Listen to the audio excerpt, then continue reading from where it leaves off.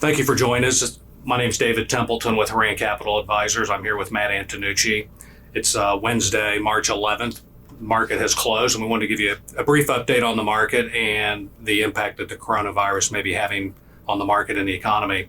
Matt, do you want to give a quick update on where the market closed and what the statistics look like recently? So as of the close today, the S&P 500 finished 19% off of the high that it set back in February. And the stocks are adjusting to the potential of the economic impact over COVID-19 and lower oil prices. Also, as of the close today, all 11 sectors finished in negative territory.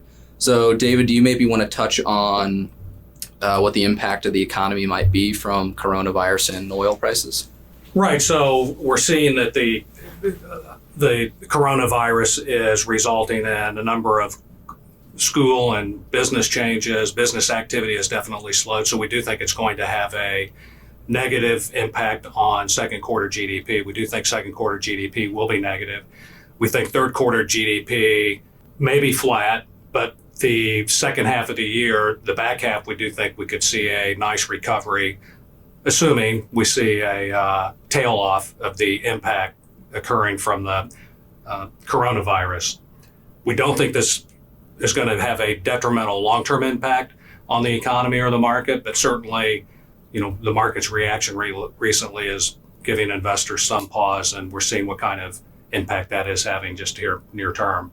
And so, this isn't maybe the typical slowdown that we see during a typical economic cycle where we have more supply side buildups in inventory. Can you touch on maybe the difference that we're seeing between two scenarios there? Yeah, so what's been the advantage or what the positive out of this recent slowdown and what the impact of the coronavirus is? Going into it, much of the economic data was improving. The consumer was strong, business activity was picking up. However, with the impact of the coronavirus, we are seeing earnings guidance being lowered, which is a headwind or will influence stock prices negatively, and we're certainly seeing prices adjust to that.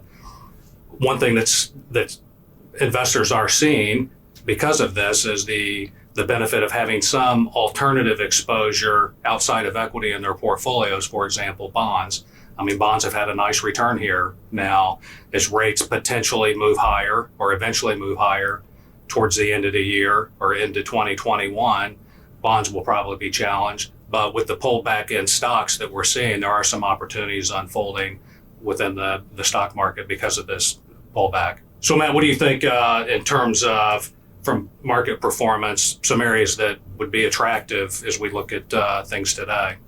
So one of the benefits to a market pullback like this is that a lot of higher quality companies, attractive dividend paying companies go on sale.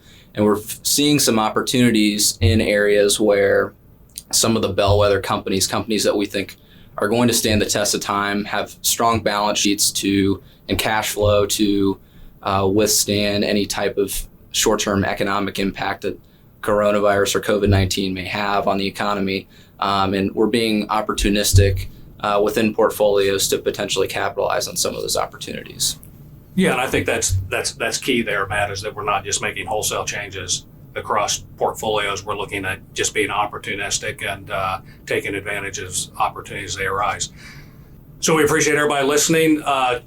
Certainly been a tough environment here for the last several weeks, but we do think we're going to get through this. And as I say, patience is a virtue. So thanks for listening.